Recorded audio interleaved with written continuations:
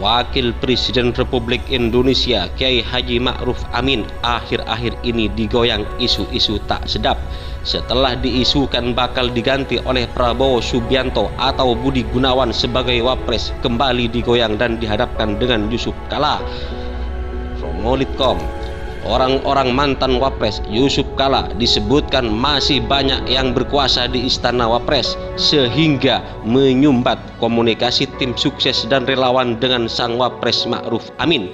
Saya tidak tahu ini idenya dari mana atau siapa yang melemparnya, tapi bacaan saya ada beberapa hal kenapa Wapres digoyang, kata Direktur Visi Indonesia Strategis Abdul Hamid kepada redaksi.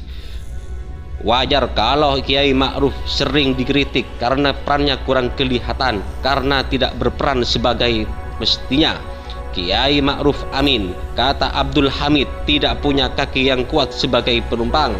Dia tidak memiliki partai politik yang bisa membackup-nya. Walau berangkat dari NU, tapi sepertinya NU tidak membackup terangnya. Masuk akal apa kata yang diutarakan Indonesia Policy Watch IPW bahwa di Istana Wapres masih dikuasai oleh kelompok CK. Ini juga menunjukkan Ma'ruf Amin tidak punya tintang yang cukup. Lalu pertanyaannya, bagaimana agar Kiai Ma'ruf tidak digoyang terus dan punya power yang cukup termasuk menggusur pasukan JK? Saran saya, ya beliau harus kembali ke rumah besarnya yakni NU. Jangan seperti anak panah yang lepas sehingga mudah dipatahkan. Karena jika NU membackup maka P3 dan PKB bisa juga menjadi perisainya. Demikian Abdul Hamid dilansir dari kantor berita politik Remolid.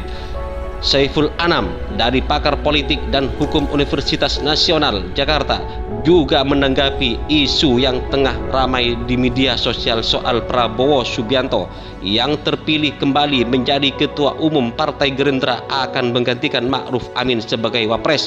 Walau sekedar rumor, Wakil Presiden Ma'ruf Amin diharapkan untuk berhati-hati lantaran isu pergantiannya bisa menimbulkan sesuatu yang justru bisa jadi pengancam jiwanya.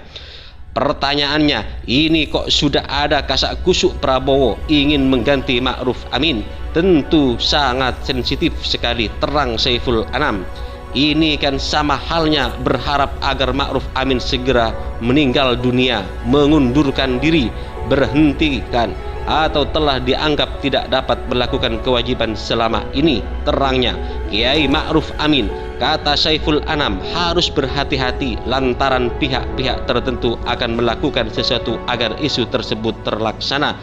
Kiai Ma'ruf Amin juga diingatkan berhati-hati dengan cara seperti yang dialami oleh Wali Kota Solo Ahmad Purnomo yang diduga di-COVID-kan usai berkunjung ke Istana Negara.